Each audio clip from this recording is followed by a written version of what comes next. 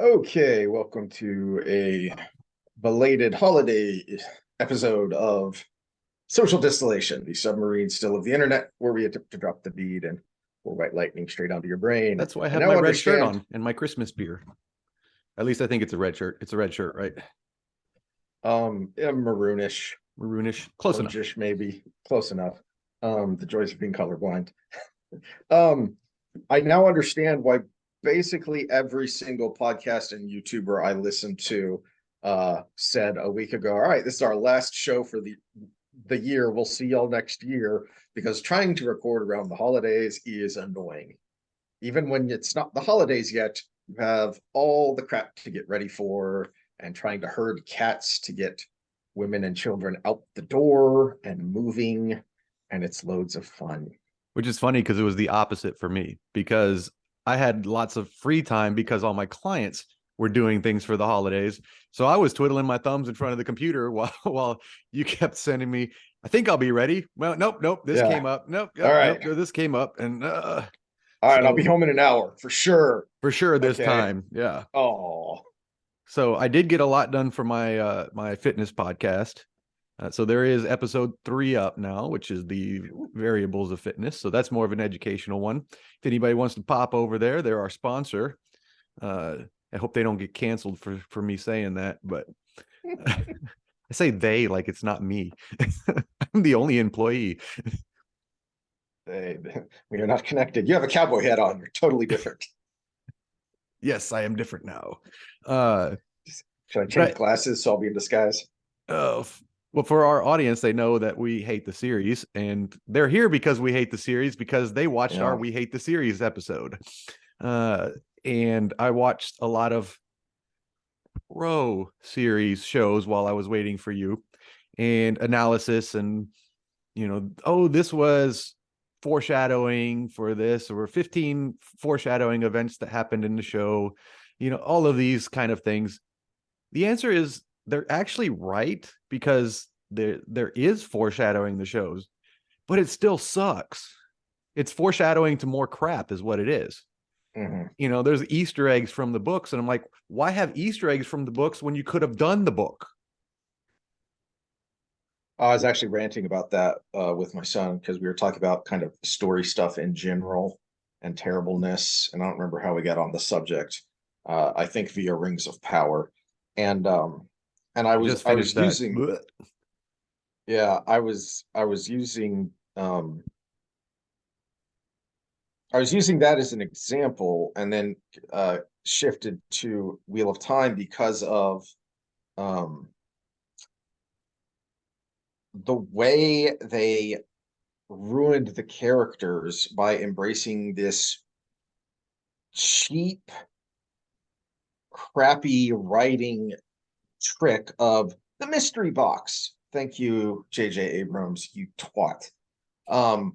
But in order to create the mystery, that means you can never get to know a character that well. The reason the great mysteries work is because we know and we like the character. Sherlock Holmes, and the reason we have seen him in so many iterations. I mean, I want to say House ran for like 8 seasons. Yeah, the last couple weren't great, but it ran for like 8 seasons. All it was a knockoff, an homage to Sherlock Holmes. It was Holmes and Watson, House and Wilson, because the character is compelling, and then how that interesting and compelling character interacts with the mystery then makes the mystery more compelling. Because otherwise, the mystery is, why don't I just sit down with a big book of puzzles and do Sudoku and crossword and logic puzzles? There, now I've got my own mystery, and I don't have to waste an hour of my life watching. It's like watching strangers do an escape room. How could that be entertaining? Okay, but if kids watch other kids play video games now on YouTube, so I was watching Ben do that, and I said, Ben, you have that game. Why don't you just play the game? And the ones that work, and the ones that have ludicrous followings that make us old geezers roll our eyes and say, how did this happen? is because they have something interesting, compelling about their personality, whether they have a funny accent, or they do voices, or they crack jokes that appeal to your kind of humor, or in our instance, the critical drinker, he's an alcoholic Scotsman that swears a lot. There's something there that appeals to you. So it's more than just the content. And that was the problem with season one. And the contrast there is with the book, and why we spent so much time on just the first couple of chapters of that book, because there's so much setup there. And it's not like these are 100-page long chapters. No, they're normal, kind of decent length chapters, but you're getting to know these people. But the key there is, he never felt the need to hide who the main character was. He there was some mystery there, because we, the reader, didn't know why they were after Rand, but we knew, even though the boys didn't know, and Moiraine didn't know, and was being real cagey about the why the Dark One is after you. So we didn't know why the Dark One was after, but we knew, the reader knew who, and it was still compelling. We were still pulled into the mystery and the drama around the characters not knowing. We didn't need this contrivance. It could even be one of the girls. We didn't need these contrivances, because we cared about the characters, and they were put into a compelling danger that made sense. Well, and even still, that we knew who the main character was, Moiraine still didn't know which of the three boys it was. So you still had that storyline without it having to be, like you said, a contrivance, that a hidden little thing that we can't know. And she's our guide. You could have had her book. wondering if it's Egwene and Nynaeve still, and still done it like the book. You could have included the girls. It just we would have known as the viewer, but we would have understand where Moiraine is coming from her explanation of why she thinks it's these people. Of course, you would have had to make them all equal age at that point, but well, the other problem there is they completely ignored and glossed over. And I didn't, like I said, I didn't realize this until I heard another YouTuber, I don't remember who it was, talking about it, and it suddenly occurred to me, wait, they did away with the two halves of the power. It's all the one power. And I didn't see that coming. And then you pointed that out, of, yeah, they're going to try and say that it could be one of the girls. And I was like, no, that is so stupid. But yet they did it. And then, because they didn't have the intellectual capacity to create this story, that the story that they were trying to create, the story that they in their minds thought was better than the guy who wrote the 14 freaking bestsellers, they never bothered to explain then, how is it that men can't channel without going mad? What's the difference? It's the same power. It makes absolutely no sense, except men are bad. Oh, men. I thought you said min. I was like, yeah, no. What wait. I'm lost here now for a second. Okay, I'm back No. I'm back in the real world. Yes.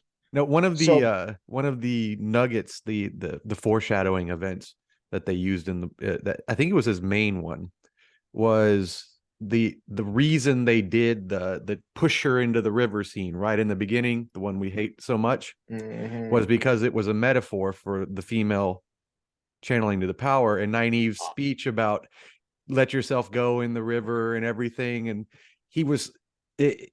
his foreshadowing there was that it was a metaphor of why Nynaeve can't do this. And I'm like, no, because she's the village freaking wisdom, which means she already did that thing and had to do the thing to get through it. So she would already not have that block. So yeah, ooh, look at us. We're so clever. And it actually points out how stupid you were. I was actually having that thought when we were talking the last time, or the time before, when we were talking so much about Nynaeve's block, and kind of digging through it, because it, on the surface, it kind of didn't make sense to me, and we were kind of talking through it. And I actually had that thought, and I didn't say it out loud because it was too painfully stupid. to contemplate that, oh geez, that might be what that stupid scene was for. Yeah, apparently that's what it was for. Oh, goody.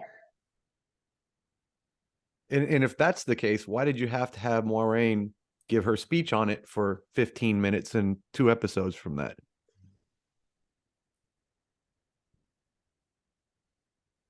Oy.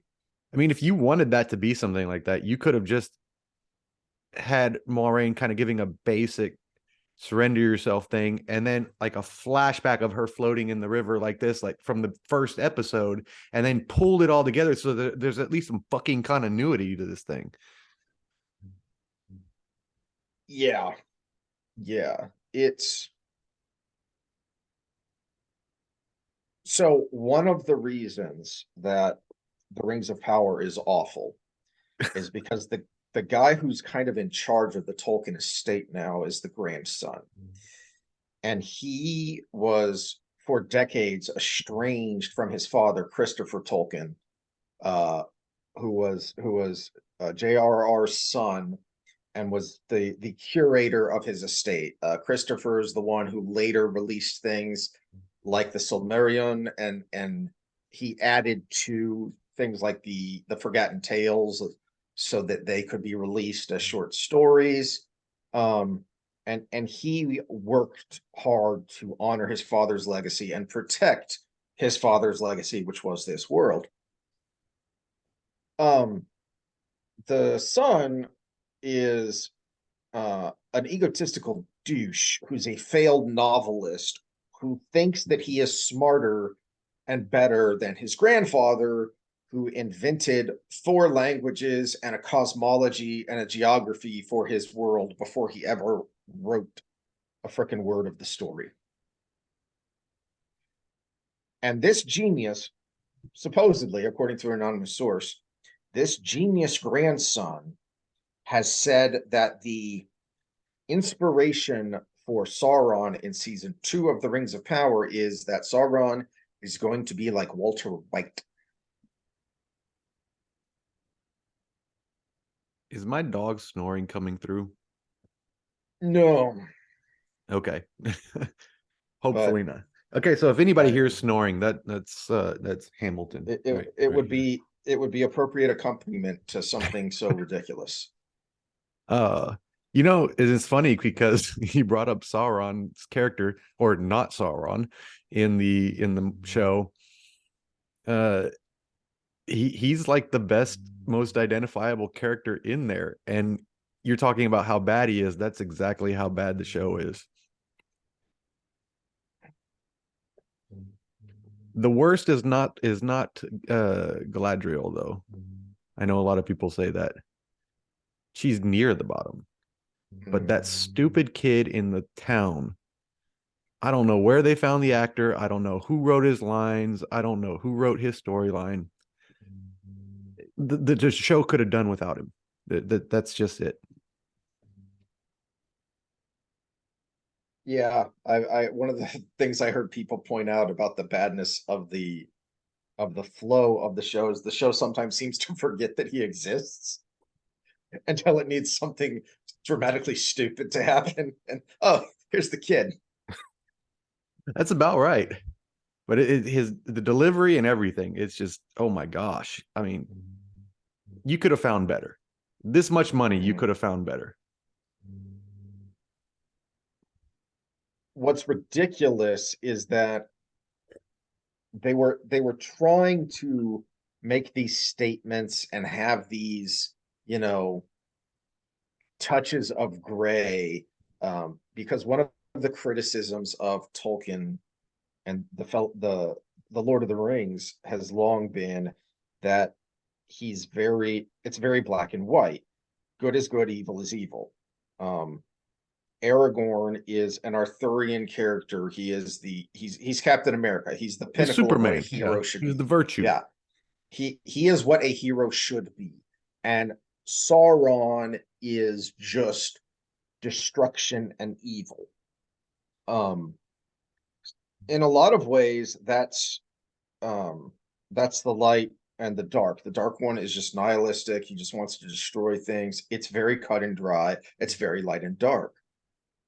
but there are areas where the lines blur a little bit. That's in the characters. That's in how they react to this light and dark.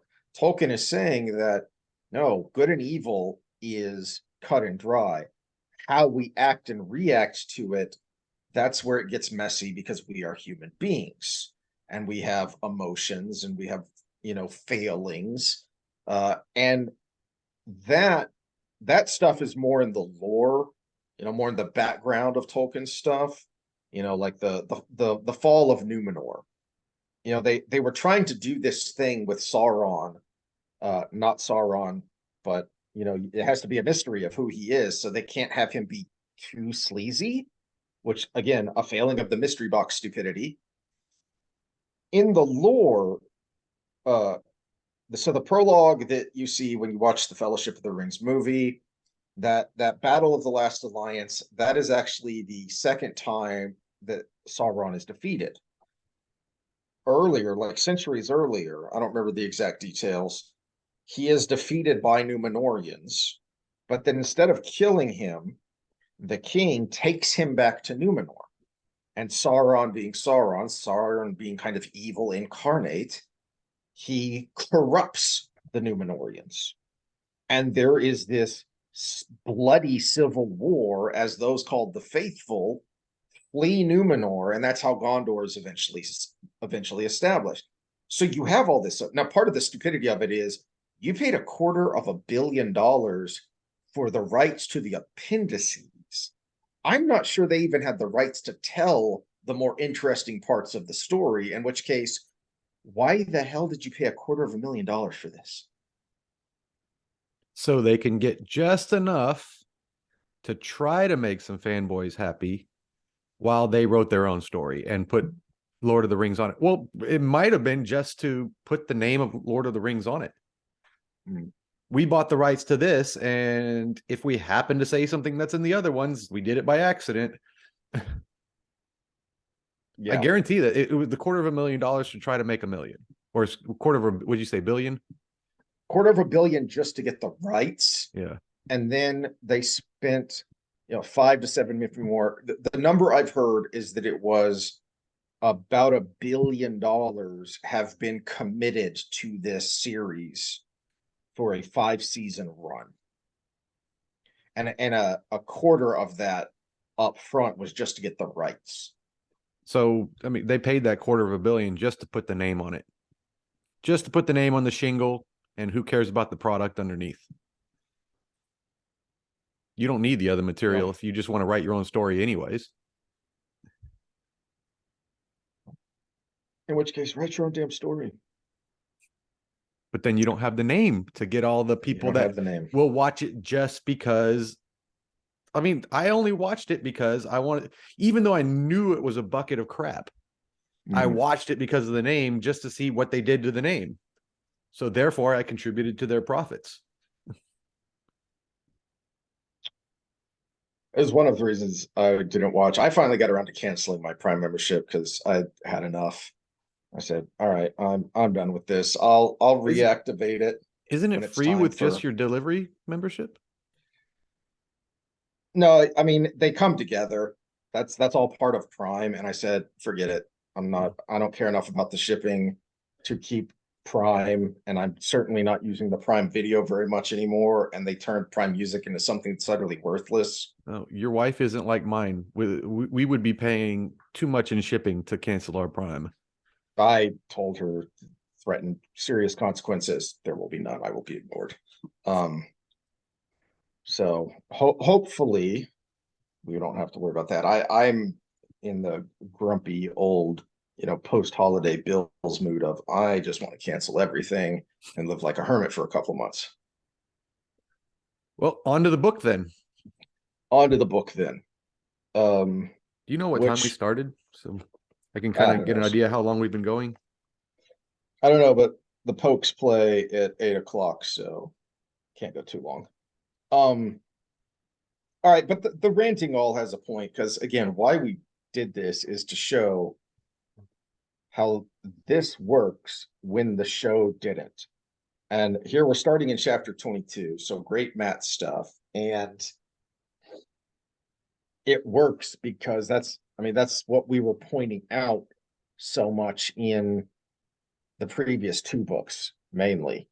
What Matt was doing in Shadow Rising, and then it kind of came to a crescendo in the Fires of Heaven, so that now when you've got this 19, 20-year-old kid leading thousands of professional soldiers. 21, remember? Okay. Scott did our homework for us. He's the same age as Rand, remember? Okay, so 21 at this point. So I mean, this is Alexander the Great levels of stuff, except Alexander was born into a kingship. So he ended up having to prove himself and eventually got to where people wanted to follow him. But initially they had no choice. These people almost begged to follow him. I mean, they said, we're not going anywhere when Matt tried to, fend them off and say, wouldn't you rather go, follow these other people? And it made sense. It wasn't just that's one of the reasons I hate young adult stuff so much, is because so often it's just, look, here are these teenagers because you're a teenager, and they're doing awesome heroic stuff, except it makes no freaking sense. Well, it makes sense here because he's been setting it up for the past two books for sure, and a little bit even before that.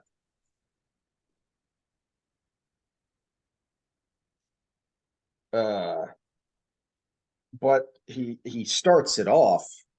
Well, I want to add to that, and I think Jordan did a great thing here with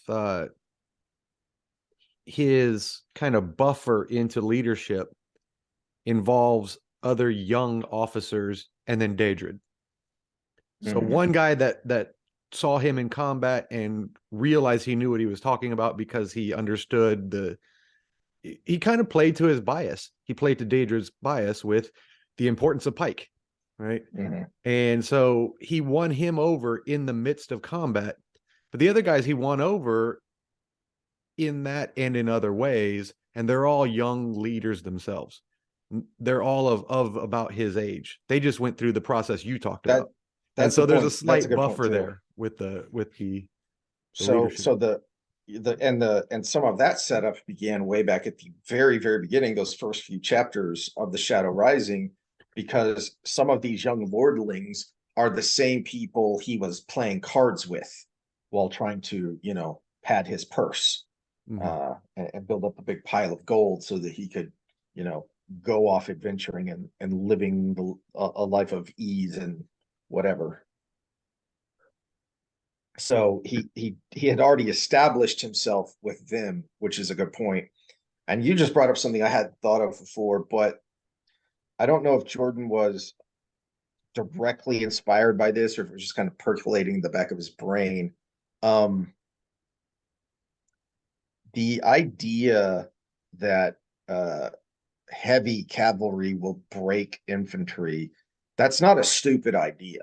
I mean, that came from centuries of medieval warfare, where if you read, so like if you look at the early crusade of the North, when the Teutonic Knights went into Prussia and Latvia, Lithuania, that area in there, and there are accounts of like 100 to 150 knights, and then they would have a few thousand, militia kind of, people that had already been subjugated, against 3 times that number in hostile tribesmen. And the 100 to 158 knights were all it took to turn the battle, because they were that imposing. Eventually, armies that only really worked when you were talking about smaller numbers and lesser equipment. Towards the end of the Middle Ages, you actually start to see a shift where the majority of the army start to become pikemen, because they start to get better armor. The army size starts to get bigger, so you can make a bigger square, a bigger phalanx of pike. And now all of a sudden, the heavy cavalry charge becomes a little more problematic, and you have to set it up better. Mm-hmm.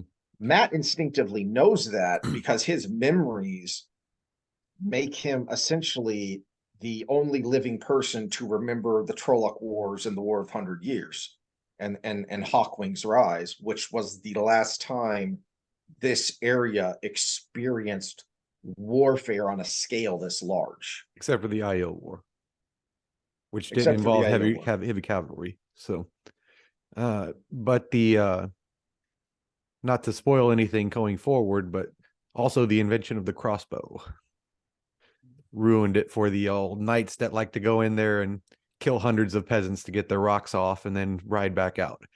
So, that's why the church outlawed it, declared that it was an evil weapon.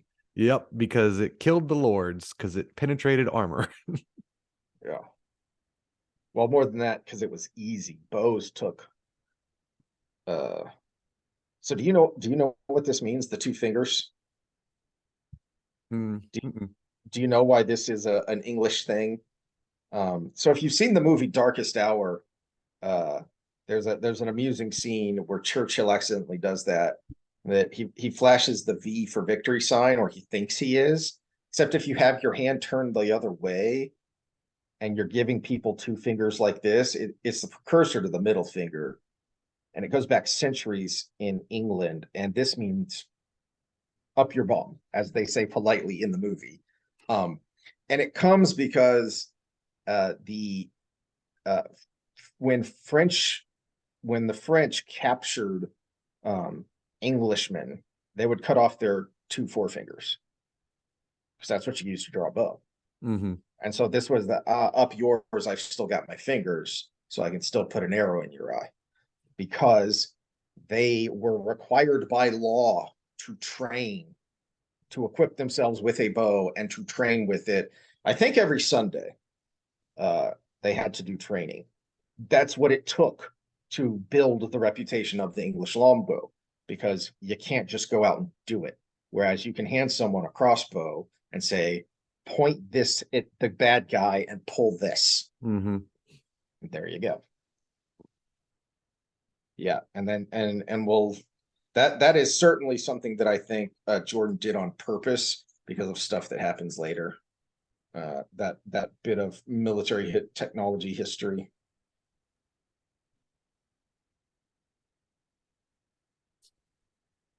Oh yeah, where was I? Okay, so once again, I like when his scenes do more than one thing, and so we get back to Matt here, and kind of the big picture plot of this chapter is his army and the band moving south and what's going on there. But we're getting some nice Matt isms in his head, thinking about the girls. Um, uh, also some thoughts of Tom, and hoping they're okay, but also grumbling that I'm sure they're fine because they're too mean for anyone to cause them trouble. Mm-hmm. Okay, Well, now and wishing them just enough harm to humble them, not enough that it yes, actually hurts them, but yes. just enough to knock them down a notch. Um, I also this chapter has one of my favorite scenes in it that is great setup for something that's going to stay with Matt in his storyline through to the end, basically, of his scouts, in particular Vannon, Mm-hmm. and how he came about them. Which is another beef I have with Sanderson, by the way. He wrote Vannon horribly. Oh, that's what it was. I was going to ask what it was that popped up that I missed, and yeah, The near the end scenes with Vannon were actually nonsensical. yeah, it's like, who is this person? You have to go to message boards to silly. explain them, and then you hear the explanation, and you're like, okay, I see what he was doing there, but it's still stupid. But that would be spoilers, and I don't think we need to go into that. Just know that what happens with Vannon later is stupid. All right, so um page 473. All right, so they find the tinker caravan Yeah. and tell the Dragon Reborn. Tell him what Matt thought. That somebody had killed a whole caravan of tinkers, or had the man died before he could write, or whatever it was. It would not have been the first time tinkers had come onto important information. And a story he would have lived just long enough to in a story he would have lived just long enough to scrawl the vital bit that meant victory. Well, whatever the message, nobody was ever going to know a word more now. Tell him what? I think I recalled looking this up a couple of different times. I never being fully satisfied with what I found. So I don't know if you had thoughts or if you had looked it up. The Tinkers are one of those, just like the boy we talked about in the Rings of Power, where they come up anytime you need a plot point. And sometimes something comes up and it just dies. And I don't know what this ended up being either. So mental note to keep looking for every time we come across the Tinkers again when it involves Rand. But yeah, I don't know if this is setting something up or if this is referencing something that has happened, because I believe most of the posts I found on it when I went looking was that this is referencing what Matt is presumably thinking in his head when he's thinking about this would be the first time Tinkers came across important information. But even Because just the fact of a slaughtered caravan would be something to tell him, because anybody in the Western world and in the Aiel Waste would leave the Tinkers alone, even bandits. mhm. Or as he says in his head, they would just steal stuff. Because they know the Tinkers won't fight Run back. them off, kill anyone who gets in your way, but you know they Yeah. don't fight back, so you run them off and you take their stuff. Yeah. So So is it tell the Lord Dragon that Trollocs are down here, or that there are bands of dark friends, or something along those lines that just want to kill people? so the explanations I recall finding are that they're trying to tell him the same thing the other Tinkers told him, and they don't know that the message has gotten through about the story about the Aiel, that was being passed around the different Tinker caravans. Tell the dragon that the sight blinder means to blind the eye of the world. That they don't know that the message has been delivered, so they're still trying to deliver that message. Another one was that because of the brutality of all this, and I don't know where he is right now, so I don't know if this lines up at all. Uh, that this was Thane doing more of his scouring to try and get Rand's attention. Hmm. But that seems kind of random to me. I thought Fane was in Amadicia at this point. Yeah, I thought he was still there at this point. And then I thought he got sent I'm gonna off. have to get the big old Wheel of Time map out. You keep Yeah. talking while I do that. So, um, well, it could be when is, I think it hasn't happened yet. So Fane gets sent off by Niall on some mission or other. Um, but Fane is just doing his own thing because that's what he does. Um, and at some point, I'm pretty sure he does end up in not Carheen, but Andor in Camelin. So I guess if this is on the way to Camelin, if this is south enough that you could consider it on the way. But I really don't think so because they're following the river down, which means Fane would have had to gone way east because Amadicia is south and a little west of Camelin. Because he's heading from Carhine uh to Ilion, right?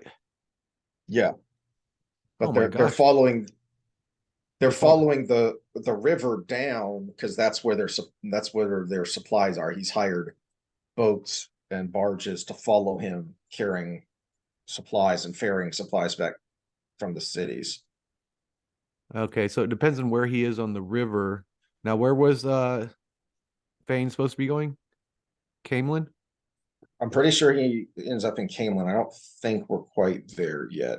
Okay, he would have never crossed this way. Mm-hmm. Even if So you that, go all the way down.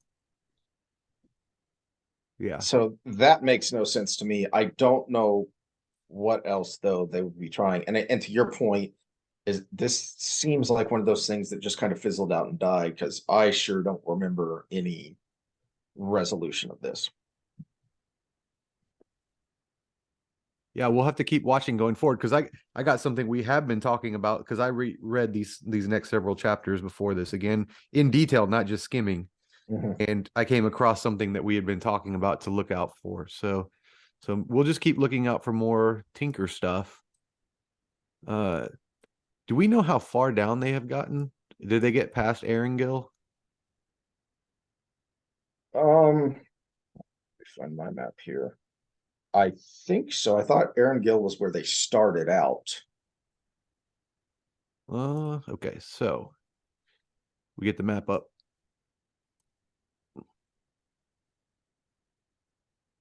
All right, there's Karhine up here. Mm-hmm. And this is the river they're going down, and there's Erringil where it all comes together. And then they would have been going down this way. He didn't mention anything like Haddon Merk yet, so I'm assuming they're not down that far. But then he would have to go through the plain. I think, don't they talk about going through the plains of Merido? Or I think I think that's where the camp ends up later. Is that the plan is to go down to Tyr and then go into the plains where there's armies gathering kind of along the border on both sides of both nations. Yeah, but either way, we're somewhere in this realm. You can see my cursor going around. We're somewhere in that realm, and there's Camelin here. So Fane would have had to go a couple days travel at least over to the side to do bad things and then come back, which he would have had to know where there was a Tinker band. Yeah. So that map is useful, by the way. Whoever put that together. I love that map. Yeah. You're a glorious nerd.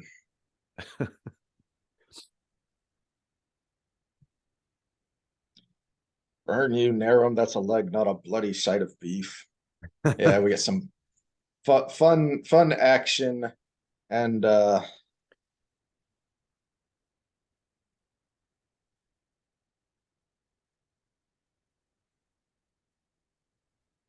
this is where he sneaks around. Yeah, studying the ground. Not sure what he's looking for. And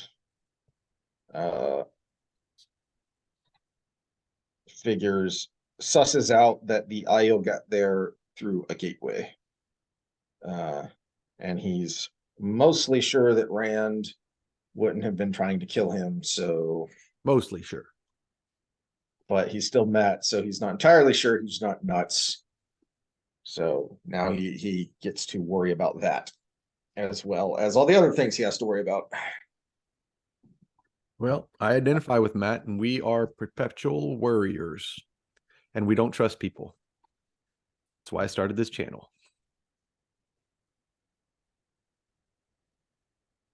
I've always loved Narum, though.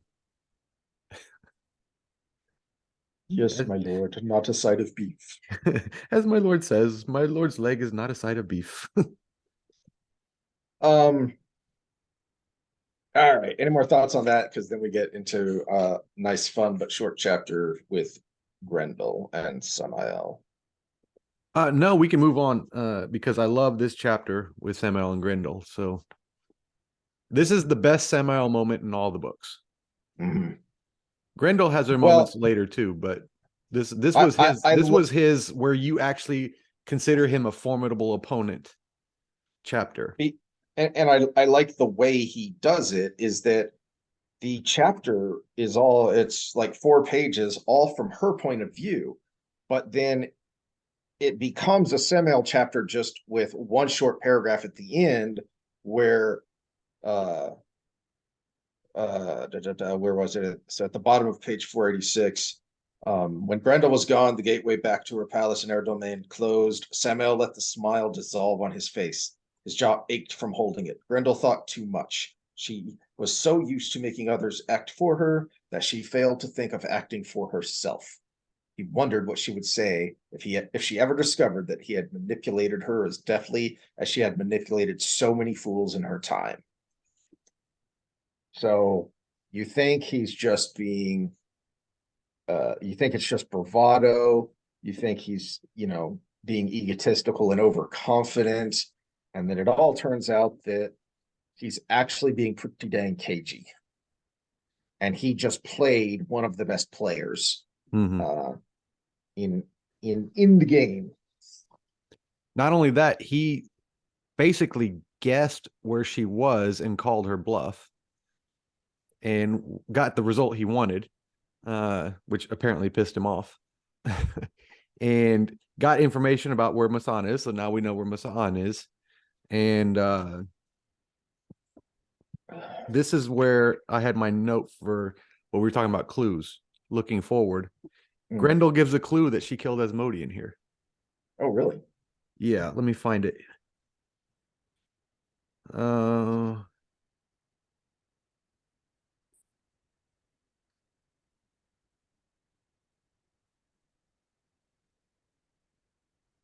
Asmodean and Lanfear are dead, and I am sure Moghedien is must be. So she says with assurance there that Asmodean is dead.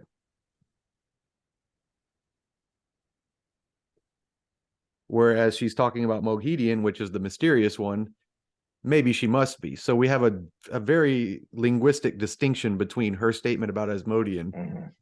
So she knows Asmodean is dead. Samael does not.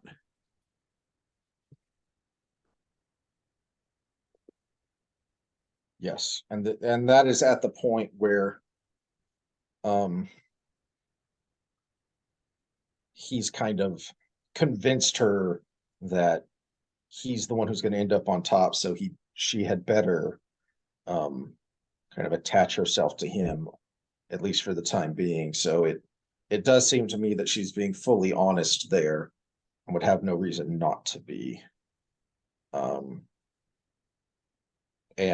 And there are other times where she doesn't speak with as much certainty. So I think that is a good clue there, and possibly one of the reasons it's why it was there. Yeah, well, it's the distinction between that and Moghedien, because anybody with informants knows Lanfear is dead. Moghedien disappeared and Asmodean disappeared, but she states one of them is dead and one of them must be, it has to be. That's a good, yep.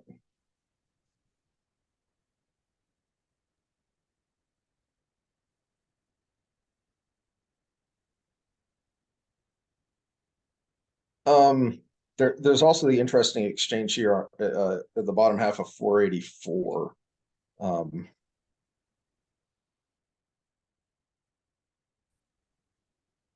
You think not? One or two of my little friends say he wants you dead because you killed some of his pet maidens. Were I you, I would be thinking about somewhere less conspicuous, somewhere he might not find me.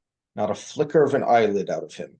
It was as if all the strings that usually moved him had been cut. What should matter if a few maidens died? The look on his face was truly puzzled. It was battle. Soldiers die in the battle. Althor may be a farmer, but he has generals to fight his battles and explain matters. I doubt he even noticed. You really have never looked at these people. They have changed as much as the land, Samael, not just the Aiel. In some ways, the rest have changed much more. Those soldiers were women, and to Rand al'Thor that makes a difference. He shrugged dismissively.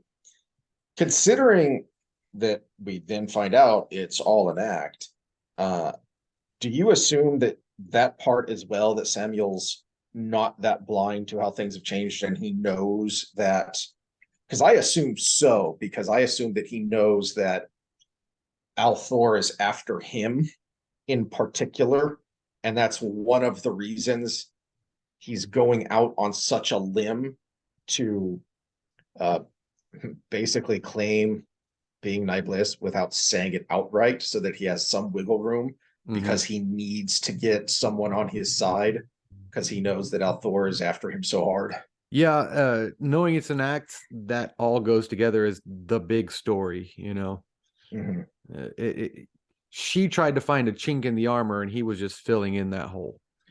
But I will say this is one of those little nitpicks because I think this is a big effing deal. This is kind of a bomb that Grendel just dropped because we know, and we have known for a while, and we in particular have been talking about this for a while now, is the psychological trauma that is happening to Rand and the harm he's inflicting on himself because of the Migs, because of the death of these women, that matters and matters more than the death of the male soldiers. If Grendel is dropping this bomb, then it seems short-sighted on Jordan's part that why don't we get more of this from the bad guys?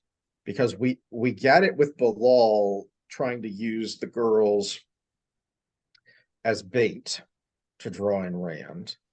And we saw it a little bit with in like the Great Hunt where some were just trying to get rid of them, get them out of the way, so that he doesn't have them.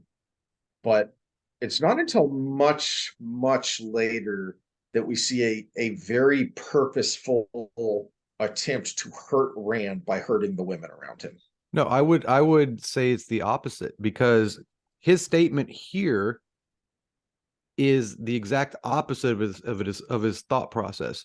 I think he killed those women to get Rand out on the battlefield, out into the open. I think he knew that. Now, whether the other Forsaken picked up on it or not, that's the other thing. But that's a good point. That he's expressing the conventional wisdom. So presumably this is how Ravine thought, and this is kind of the way Demandred is thinking, if he's even paying attention to what's going on here. And this may be the way the other women are thinking.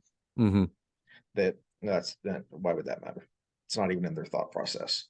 But I think he intentionally killed the maidens to draw Rand out onto the battlefield. Yeah. I mean, that was part of the plan. And it almost worked. Yeah. Draw him out while he's weakened.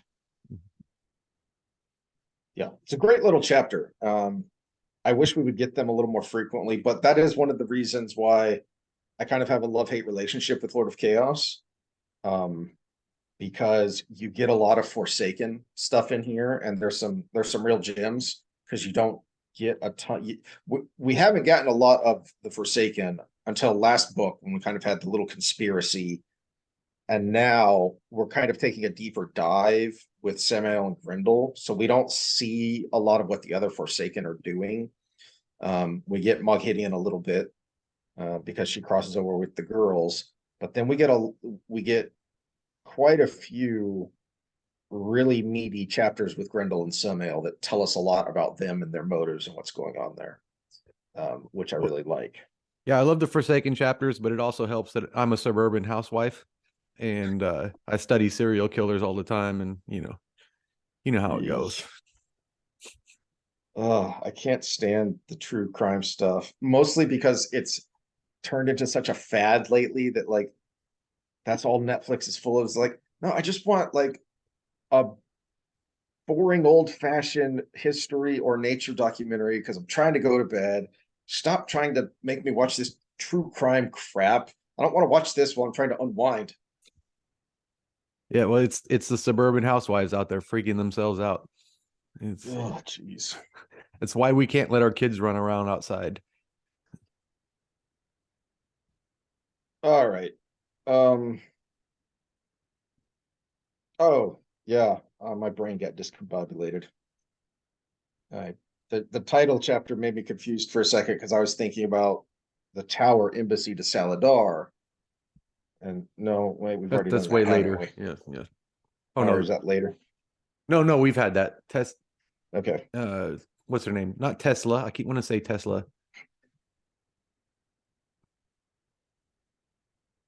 Crap. What is her name? Starts with a T. It's like Tesla. It's short and starts with a T. Parna or Tarna. Yes, I believe that's it. Tarna Fear or Fair, something like that. I don't know why she's not in the Yeah, why is glossary she of not in the this one glossary? because she's kind of a big deal. Hold on. Let me get the So big cheat book. You yeah, talk. rather this is the embassy from the White Tower to Karheen to meet with Rand. And um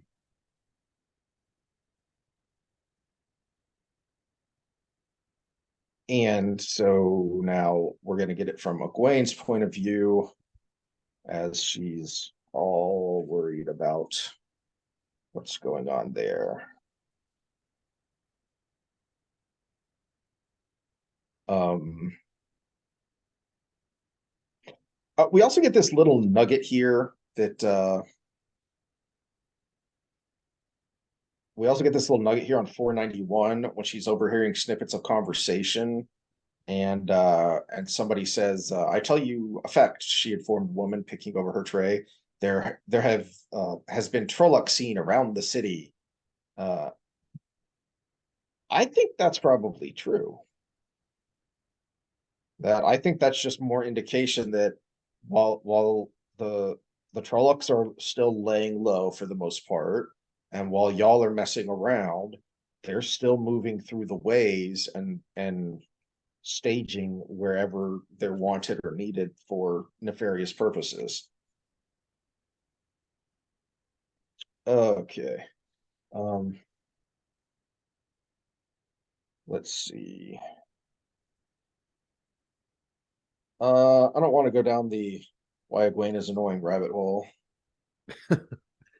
I think we have some Uh, comments in okay. I think we have like 15 comments from Scott this last time. So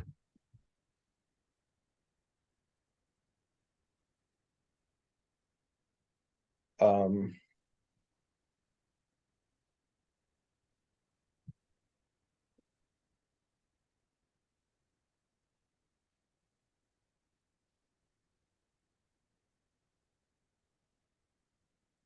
I this go ahead. Go ahead.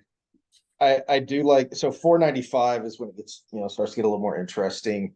When Egwene gets to the tents and Berelain is there, and I like that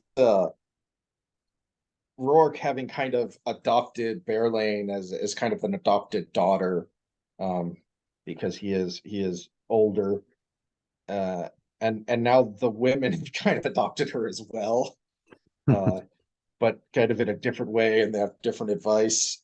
Um, Cerelia Davis telling her to stand up for herself and stop depending on him so much. Um, but that they appreciate that she wants him there so that he can be masculine and imposing, maybe scare the Aes Sedai a little bit. Yes, stand up for yourself, but hey, you man, come here, get this thing off the tall shelf for me. Yes, dear. Well, and this Uh, this tells you how imposing he is because we have insight on Berelain a little bit on mhm. how strong she is, and when she gets in trouble with Cerelia, which most people would just be in trouble with Cerelia, her first reaction is, "Please don't tell Rhuarc." uh, but then when she starts to get a little queen bee with Egwene, then Cerelia has uh no hesitation in giving her a verbal swat on the rump like a rebellious child.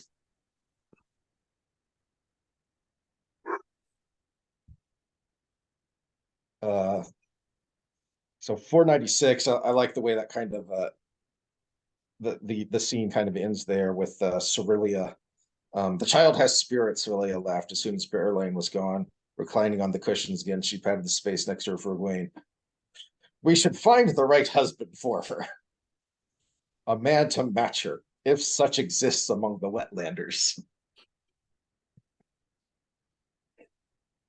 I'm sure that's probably one of those sexist things that make Jordan problematic now, and we're not supposed to talk about. Yeah. Halima, that's the right husband for her. That's a trans woman. That actually is a good match in so many terrible ways. And it's progressive.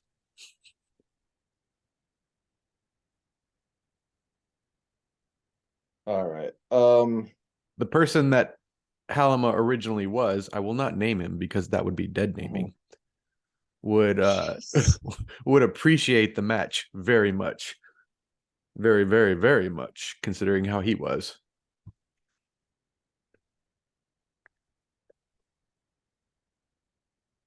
All right. Let's move along to comments here. So this may be our last chapter. I don't know how much we would have to say about this.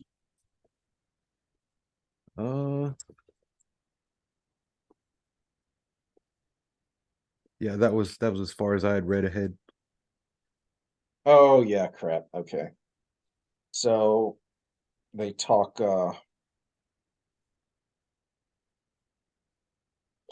they talk about the embassy. Um you know, it is the good side of Egwene a little bit because we see that she is savvy, she can handle herself. You know, she's an integral part to what's going on here when the wise ones are um discussing this. And you also get, you know, another scene here, and I think Egwene even thinks about this at the beginning here, that there's not the slightest hesitation in uh doubting where Egwene stands here, fearing that she's going to side with her sisters rather than Rand and the Aiel, because she has so thrown herself into her training that she has been fully accepted. I mean, when they call her an apprentice, they mean it. She's one of them, one of them, one of them. And so that it's not just her uh dedication, but then there's got to be an aptitude there, and there's also got to be uh an understanding and a diplomacy that she never extends to Rand, uh, for her to so thoroughly assimilate into a pretty alien culture when you get right down to it.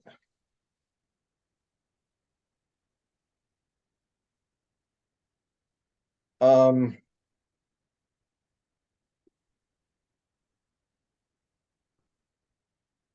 and then and then the chapter ends with some sneaky shenanigans, and you see that the Aes Sedai are up to something. But before it switches away from Egwene, we get back to Gawyn.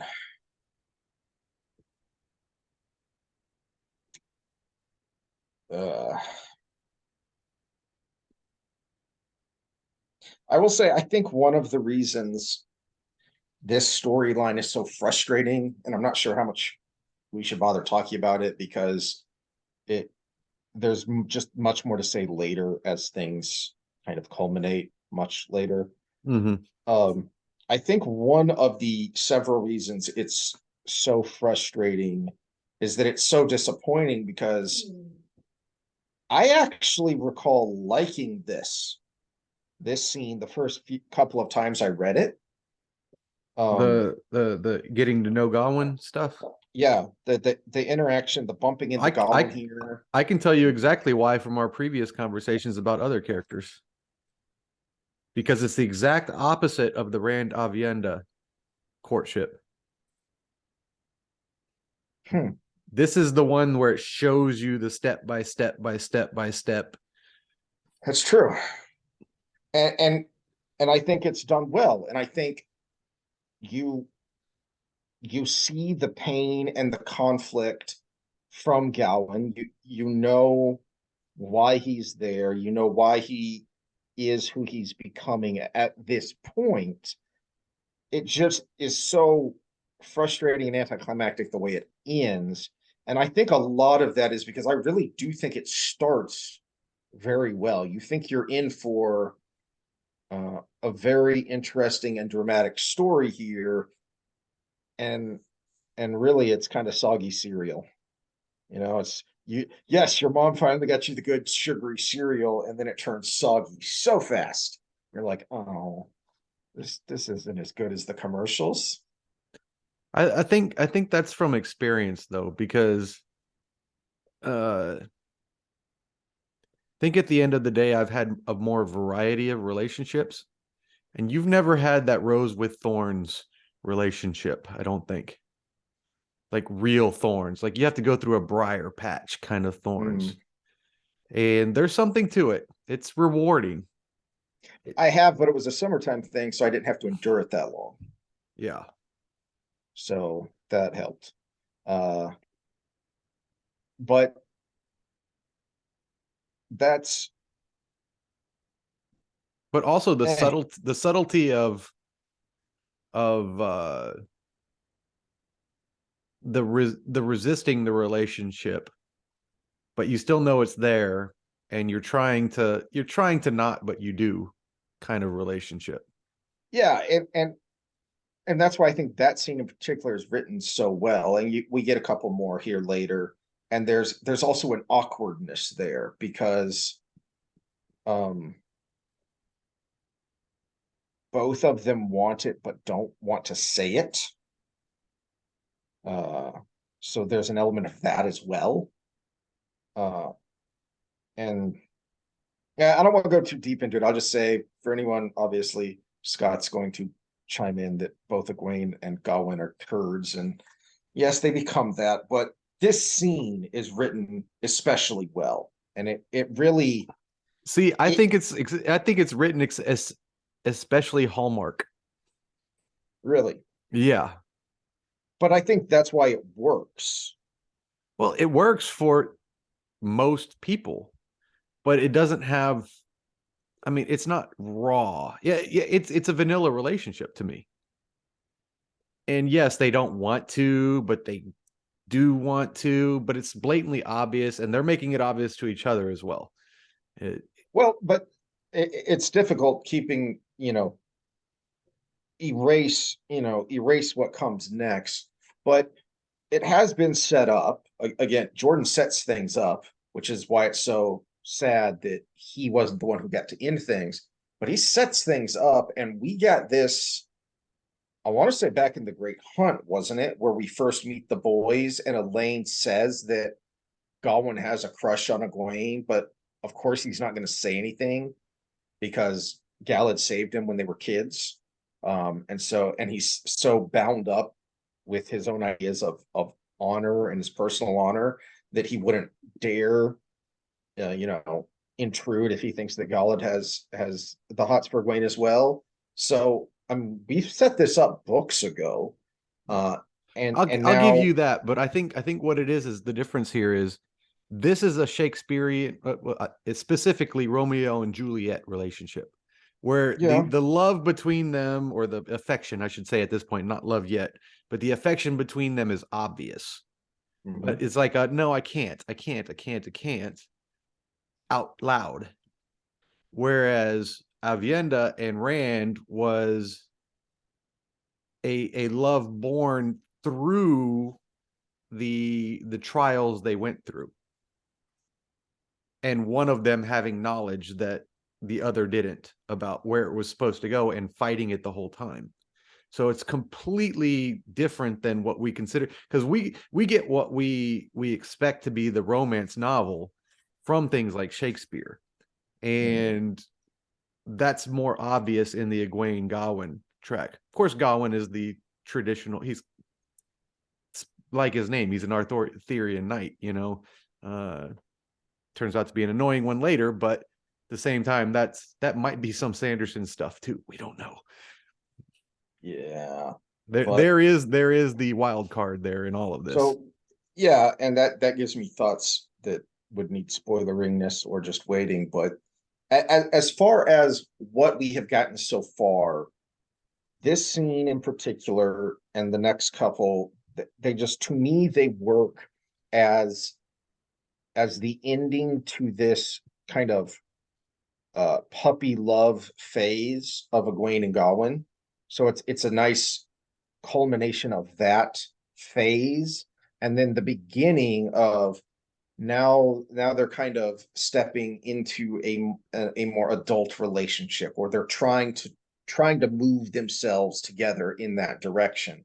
So I think it's a good ending for that first phase, and then a good setup for something to come next. And then it's there that it falls apart. Well, and there's continuity here too, because we have Gawyn's sister. Well, the same kind of relationship build was her and Rand. True. So theirs was very much a kind of out of the blue storybook, farmer sees the princess thing. Literally, farmer sees the princess and is almost love at first sight, but there's more substance to it there, which is why it works. Because there's more substance to it there, and there's some build to it. And then there was it's a quicker version, but then there was the we can't do it because he was Egwene's betrothed, realistically. And then Egwene kind of broke that, and then they entered the puppy love phase after that. So we saw that traditional build with him and Egwene, and we saw the opposite of that with him and Aviendha. But it would make sense that Gawyn has the same style of attachment that Egwene does because they have the same mother.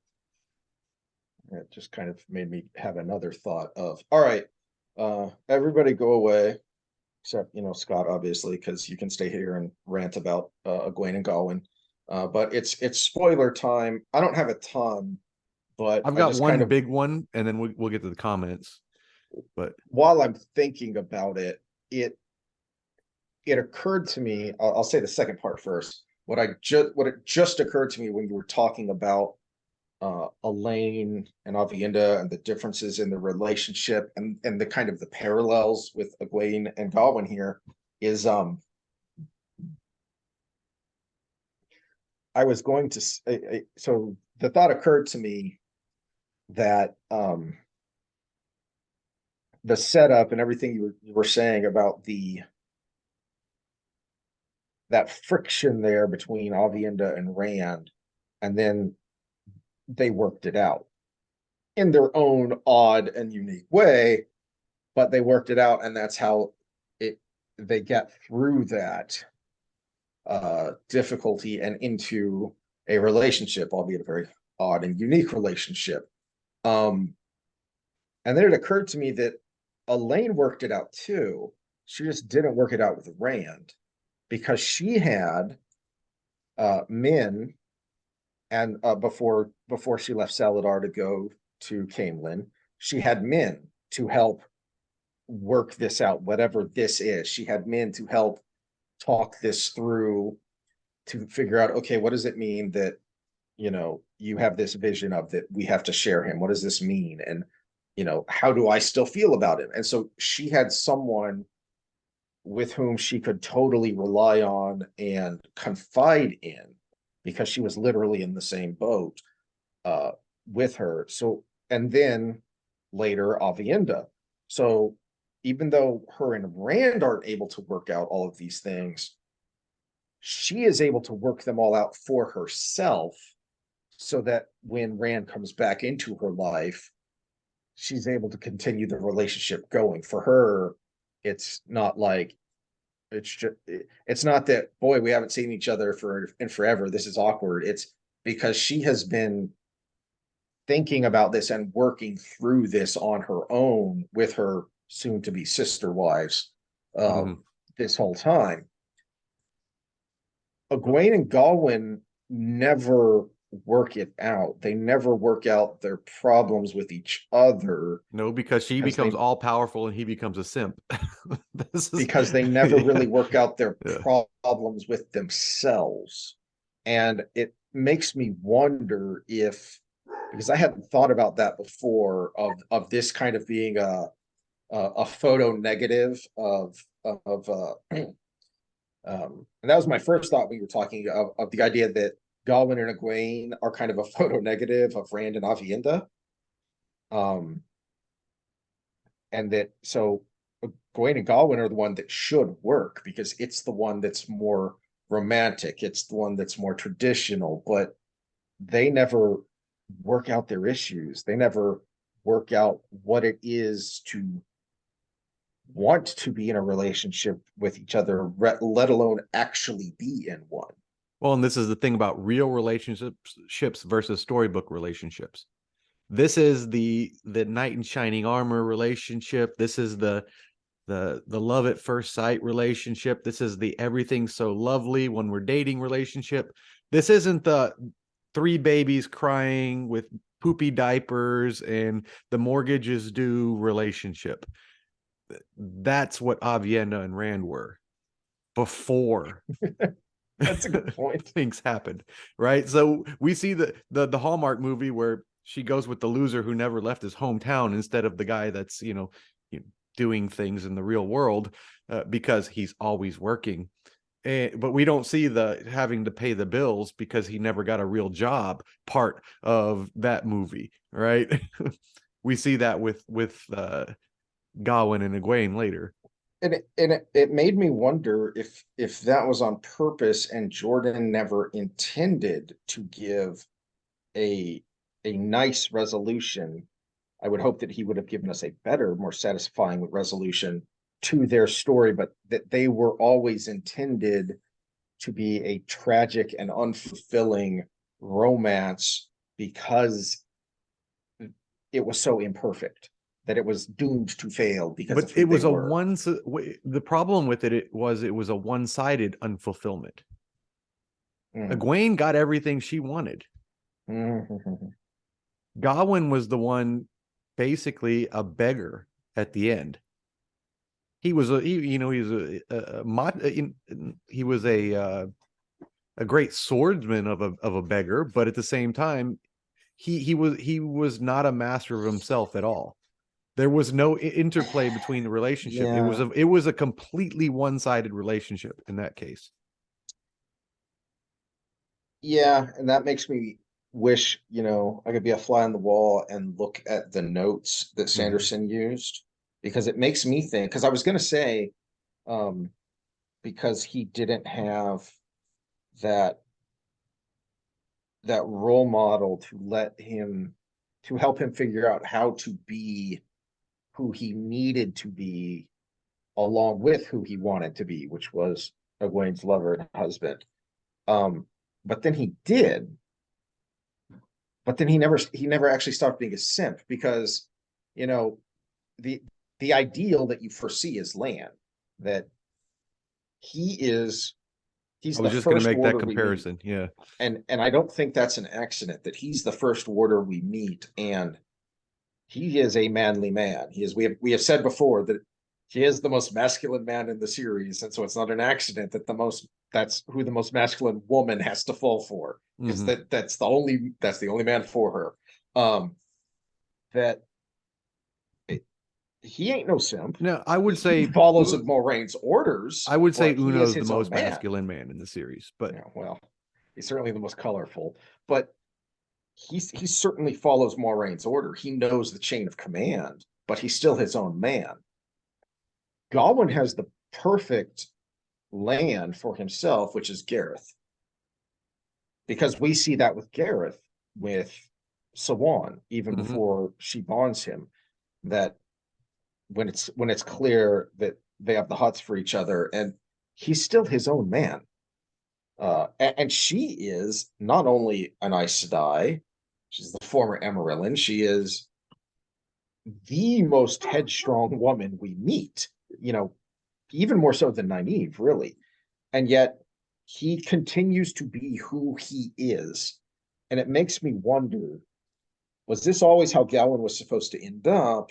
Or was he supposed to, because, we do see him finally kind of be less stupid. He just ends up not making good choices, but the catalyst for him to actually move forward as a person, as a character, is Gareth. And so it makes me wonder, was Sanderson using that was from the notes, that Gareth is the one who is supposed to mentor Gawyn at this time that he really needs it, and then Sanderson just did a poor job of writing who he became, because he doesn't really change, which is the frustrating part about how his story culminates, is that he has a couple of different mentors there at the end, and yet he starts doing different things, but he never really changes. Well, and he never really grows. Even in the interaction, he would stand up to her every once in a while, but she'd knock him down every time. And he would do things behind her back to help her, but he never actually stood up to her in a way that convinced her this is the right course of action. This will help you in the long run. Mm-hmm. And yes, you are this of your position, but you need this other thing to meet your goal, and this is why I'm speaking up.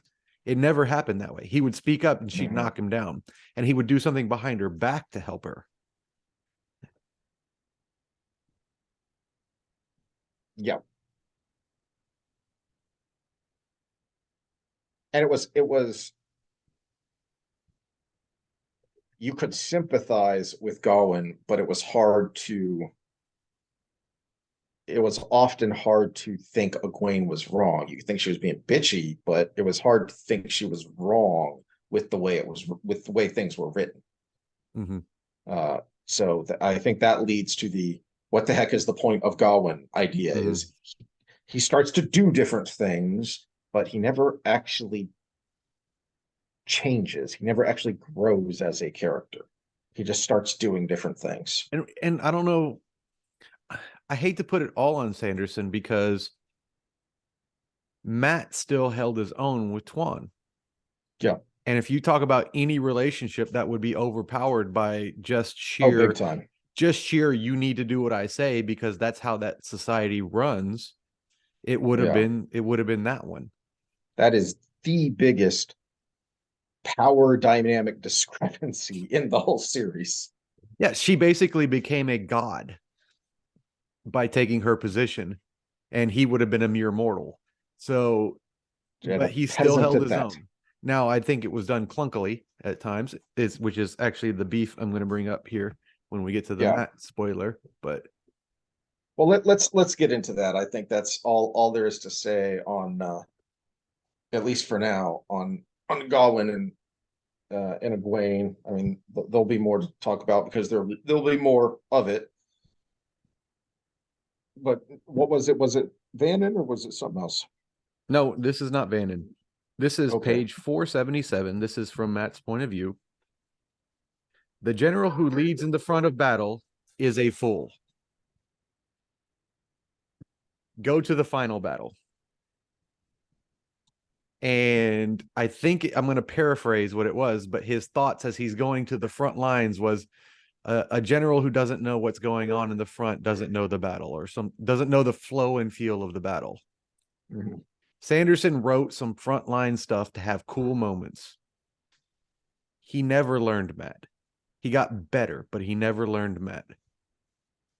That's a good point. Matt would have somehow found himself in the front lines, not went there on purpose. He would have been in a position watching the battle, and the army got flanked from someone he didn't know was there and tried to escape and ended up in the front line or something like that. That would have been more Matt.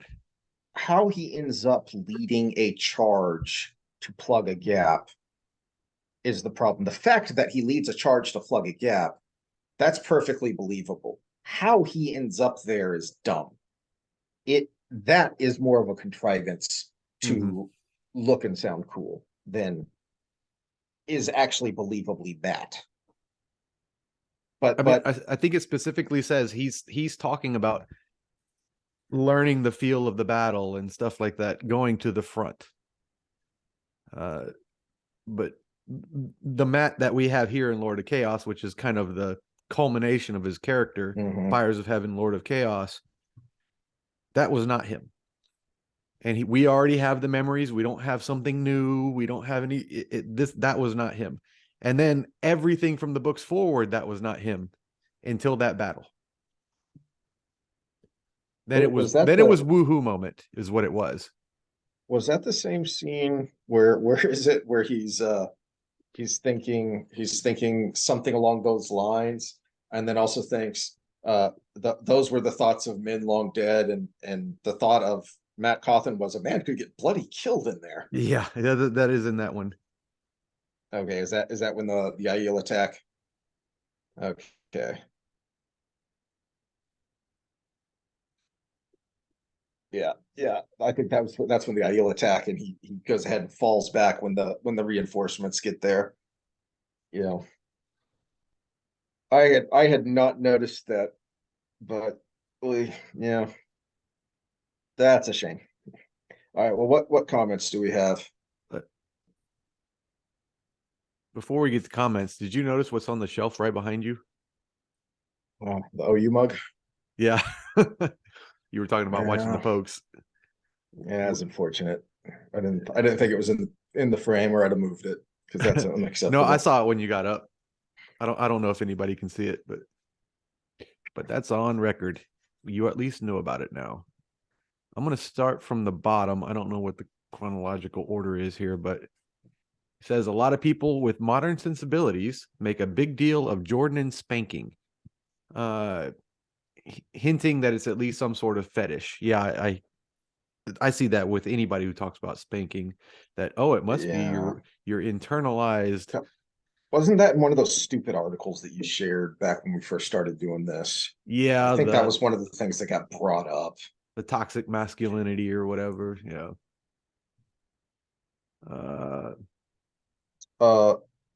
I don't know what he's talking about specifically, but perhaps it explains why Egwene becomes so annoying to me and some others. But here see Egwene changing from herself into the archetypical Aes Sedai, who by the end of the story are completely despicable as an organization. What do you think we were talking about there? I think that must have been one of the scenes where, yeah, because the previous time we saw her before this stuff here today was when she was snooping around the world of dreams on her own, despite the fact that she's not supposed to be there because she's still recovering. And she told the wise ones that she would abide by their word and their rules, and then she rationalized to herself how it was okay to break that.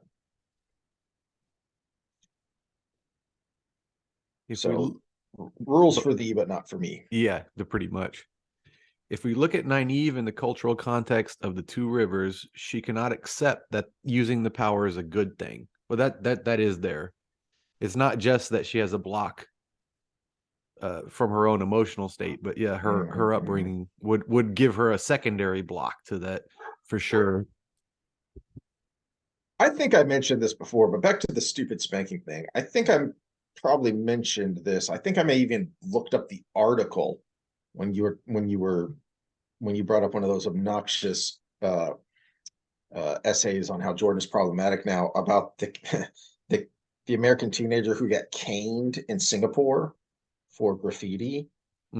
That, I mean, that shocks our sensibilities here, but that used to be the way everyone did it, and that is still the way a lot of places around the world. You don't pay a fine, you don't go to the county jail for 90 days. No, you get a beating from a cane, or maybe even a whip or something to that effect. You take physical corporal punishment, and then you go on your way. You better not do it again, or it's going to be even worse. That's the way it was.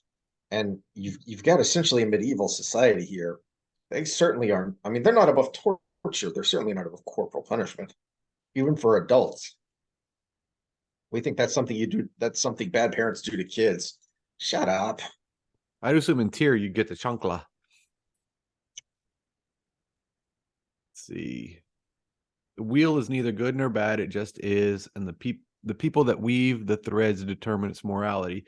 Yeah, that touches on what we were talking about, because I think that stems from the creator is order, and the the Dark One is chaos, but the wheel is what it is, and that's the big theme here, because the creator refuses to touch it on his own, but he does manipulate people to try to keep things where it's supposed to be. And on the other end, the Dark One does that to a large degree as well, but also wants to just touch it himself.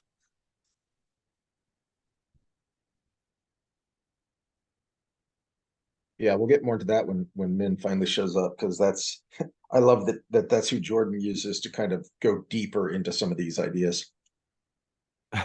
He's very cynical about my looks the part with Varen, because it would not match anything that they've cast so far. So it's probably not Varen, because it wouldn't match what they're doing so far. But I'll have to bring up the. I figured it was going to suck because everything nowadays sucked, but I think the first picture I saw was Rand, and I thought, well, at least that looks like Rand.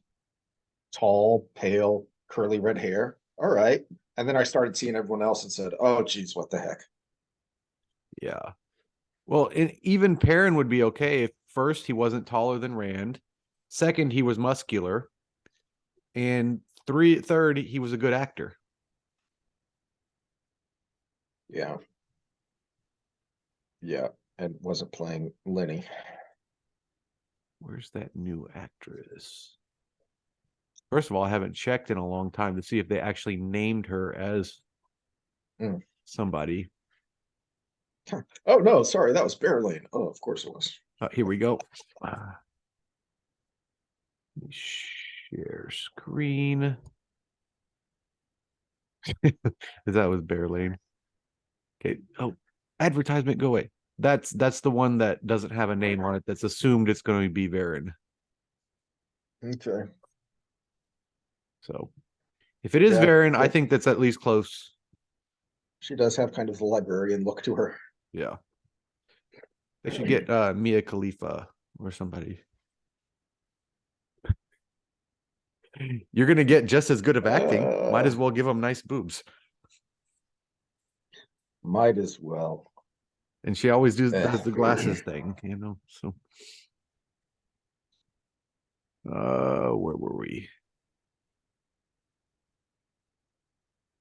Rand suffers from an incompletely integrated prior personality, while most people just accept their prior existence as part of themselves. Yeah, I think we get that verbiage, something about the incompletely incorporated. I think that's the verbiage that Simmerhaj uses later, when she's trying to unsettle Rand and everyone around him about the voices. I know Cadswin talks about hearing voices when she pops up here in a little bit, so we can go into that a little bit when Cadswin shows up. And then Jordan he kind of implies how the universe is supposed to work by pointing out what's going on with Rand. Because then presumably the way it's supposed to work is it's kind of like Matt's memories, that when he's just acting, they're just memories, as if they were his memories. They become completely incorporated, or like you brought up Halima earlier, like that when we one of my favorite characters later, when we get her point of view later, she's thinking about how she has to concentrate. She has to think hard to remember or realize that she was ever anything different. I think it's because if I was an evil man in a woman's body, I would be just that way. That's why I love her so much. She is a fun villain for she sure. She is a fun character going forward. Where the manifestation, which I can't say, well, we're in spoilers, where Dashiva was not a fun character going forward. I didn't think. No. I didn't think they portrayed his intellect like he was supposed to have. The kind of flightiness that a great academic would have. Yeah, okay, I can see that they did that, but Mhm. they didn't show his intellect. They didn't show him like playing with Doing nature, something or smart, yeah, or yeah, or even in the way he could use the power, doing something with nature that would have implied get that in the past he was yeah, the one that mangled people into Trollocs. You yeah, know, giving at least a hint of how he ended up creating what he created. at the very least, you would expect somebody who could create a different life to be strong in the power of healing, and Dashiva could not heal very well. Yeah, that's a good And, point. and so, to be able to create the bad parts of it, you also have to be good at the other part of it. You just may Well, not be it's interested in it. Simir Haj is the only one with the skill left to remove the scar on who is it that has the scar? Is that Samael? Samael, yeah. Yeah, who refuses to have that scar. He keeps it as a reminder.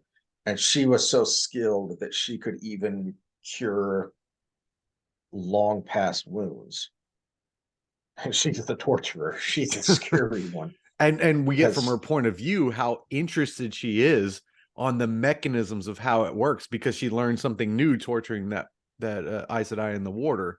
yeah. So you would expect the same from someone who was tinkering with making new life, to have that same inclination, but he never did with the Shiva. He was just a flighty, kind of strong Ashaman. Mhm. Uh I don't believe, okay, so you might have to help with the language here on this one. I don't believe in the slog criticism. I do agree that it takes Jordan quite some time to weave all the characters and subplots. I think the worst critics are short attention span limited.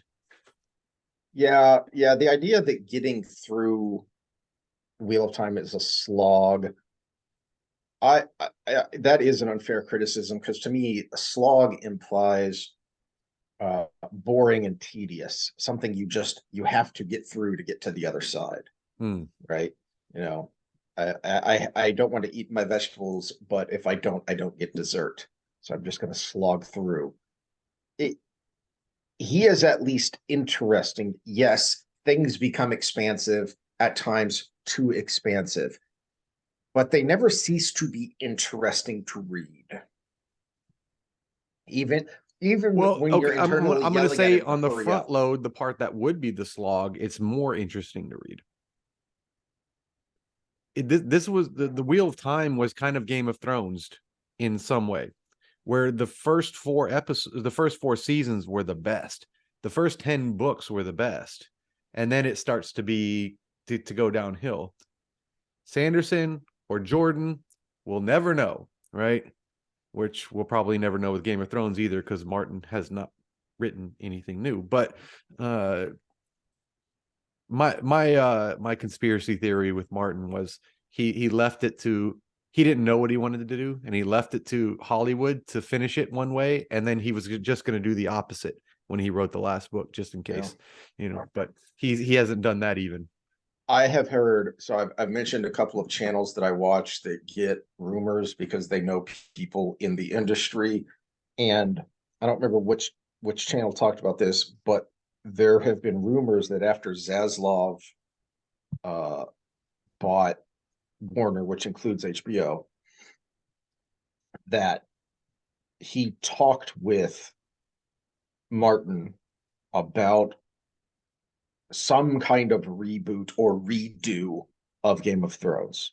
And they floated several different possibilities for how it could be done.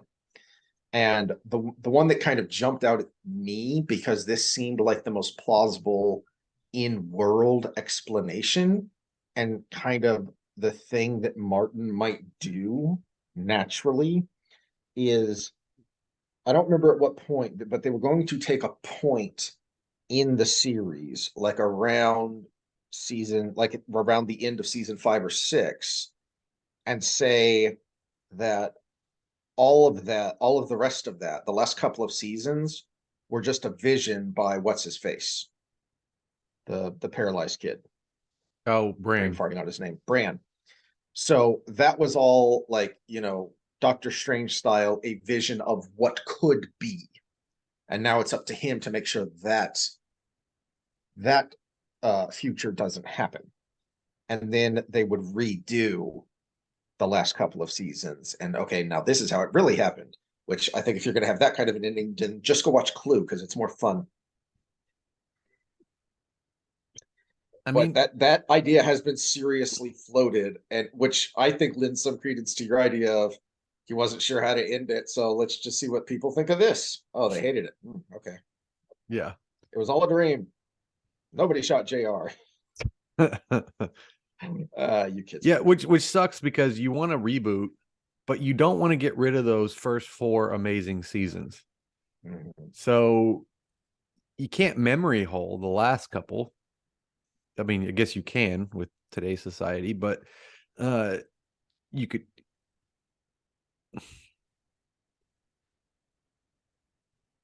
I don't know. You'd have to rename it slightly, and you'd have to do a series that starts where those ended, and then just do it completely differently. Yeah. I swapped actors in the middle of the season. I don't know why they can't just do it again. All right. But on the other hand, Wheel of Time is just going to suck no matter what. Yeah. Let's see. Gil remarks how Rand looks like Tigraine. Yeah, we went into depth there.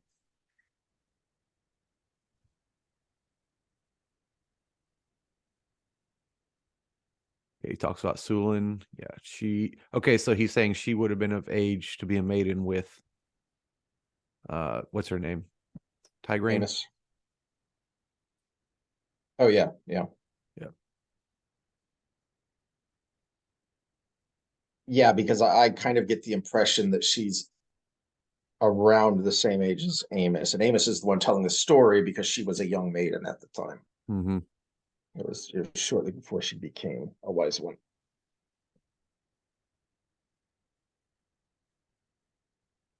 Okay, so he thinks so. Jordan kept the Demandred thing carefully hidden. He thinks the point of the Grendel and Samael storyline is to give us a picture of just how morally bankrupt Grendel is. I mean, yeah. She is super duper egocentric. Okay, this is a little bit deeper one. I do think Jordan must have personally wrestled with the concepts of self-determination and fate. Yeah, I can see that too. I mean, I think that's probably in response to I said last time that I think we were seeing that he had the idea of the clock, the compromise clockmaker, the clockmaker, but every once in a while he has to go in there and wind the clock, and that's what the avatar of the creator is. Mm-hmm. But it is pretty I skipped that one. He unclear. said he agrees with you on the clockmaker Okay. analogy. Yeah. It's not entirely clear, so you could see that this could have just been him thinking out loud as well, because he doesn't really. I mean, he may have in the notes, but in the text that we have, it is not established definitively how these things work. It's kind of up to us to postulate and surmise, and and then see what we think based off of what we have been given. And Nynaeve has the best character arc in the series. We see her advancing through all the books, and that contrast with Egwene, who I think veers off course beginning with the Saladar setting. So we're not quite there yet. But yeah, I think it starts I think it starts with the stuff we're talking about now, but it really becomes obvious with the Saladar I setting. remember being really annoyed by Nynaeve early on, liking her more on rereads, knowing where she ends up. But then I also feel like she kind of gets lost in the kind of the later 2/3. But I kind of feel like that about that whole story arc of the girls after they leave Saladar. So they have an interesting and compelling story arc with Ibudar. And then after they leave, I feel like that storyline kind of fizzles and those characters almost get forgotten. I mean, they still have page time, and yet their storylines almost seem like side quests. you Yeah, know, yeah, not not not that not is true. not side elements of the main storyline, which is how I see them now. These smaller stories, they're still part of the main story, but as full-on RPG side quests. This has nothing to do with what's going on over here, which just go do a thing. So I do feel like she kind of gets forgotten, but then uh, when Are you talking when about she the comes Bowl of back, it's Winds? pretty awesome. Yeah, I'm talking for after that. Okay, I was gonna I feel say the like Bowl of Winds was kind of important. oh yeah. Yeah. But after that, Elaine, that group getting to Camelin, and then once they get to Camelin, that all to me feels very side questish, and was never very compelling to me. So Yeah, you could have I feel done like there's a lull there for her. you could have done the succession in a lot less words, I think. You could have implied a lot of things and kind of had it happen, and then through just good wordplay made it seem like a real ordeal versus Yeah, describing every battle and every decision made and every I feel like he almost felt compelled to give Elaine all this screen time because she's supposed to be one of the main characters. You got the three girls, you've got the three boys, and I feel like sometimes he feels compelled to give them time when it's not necessary. And you showed earlier where you have no problems leaving a main character entirely out of a book if that person is not important to what's going on in that book.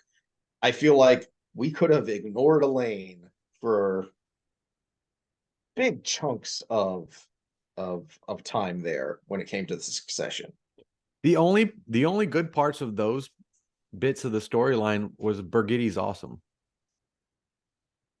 That was She's the it. only thing that keeps that storyline going. She keeps Elaine in check. Her battle scenes are great in a very believable way for a female. And it kind of it's the only thing that makes it halfway interesting. In fact, I wished we would have maybe got that whole sequence through her point of view. Mm, That would have been that would interesting. have made it much more palatable. Yeah. It would have also reduced down the screen time too, because she wasn't there for everything. And a Mhm. lot of the things she wasn't there for, it was very annoying. But that would have been a kind of cool play on it. But at the same time, we don't, we're hindsight 2020. Uh, but with Nynaeve, the thing I like about her story arc is when she becomes super annoying, it's blatantly obvious that this annoying thing she's doing is the thing she has to get over. That's a good point. It is not a contrivance. It is not drama for drama's sake. It is integral to her character. And it's clear that this is a negative thing. You have a problem here Mm-hmm. that you have to overcome. There's not a big leap from anger and fear. And those are the two things that handcuff her all the time. And realistically, they're the two things that are her block. Yeah, it's a good point.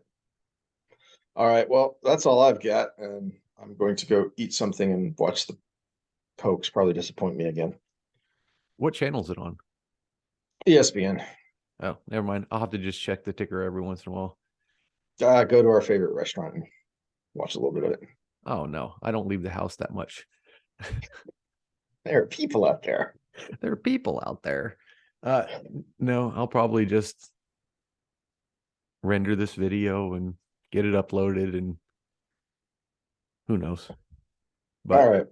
yep. Well, we will see y'all next time. Hopefully tomorrow. It depends on my travel schedule and everything. And then I will see you later this week.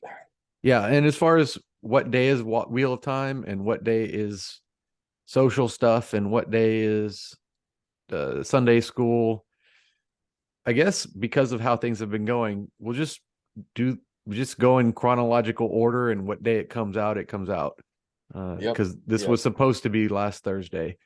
So Yeah, man, we wanted to get in keep on track because boy, how do we got a lot of books to get through.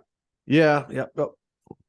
Oh, and I want to get through them before, if we can, before the next season comes out, which is the closest estimates is March to May of next year. All right. Well, we'll see how many we can get through, but I really doubt we can get through the whole series. Well, you're going to be talking a lot more as we go along because I'm not as familiar as I am with the first ones, just because I've read through them less. We'll see y'all then.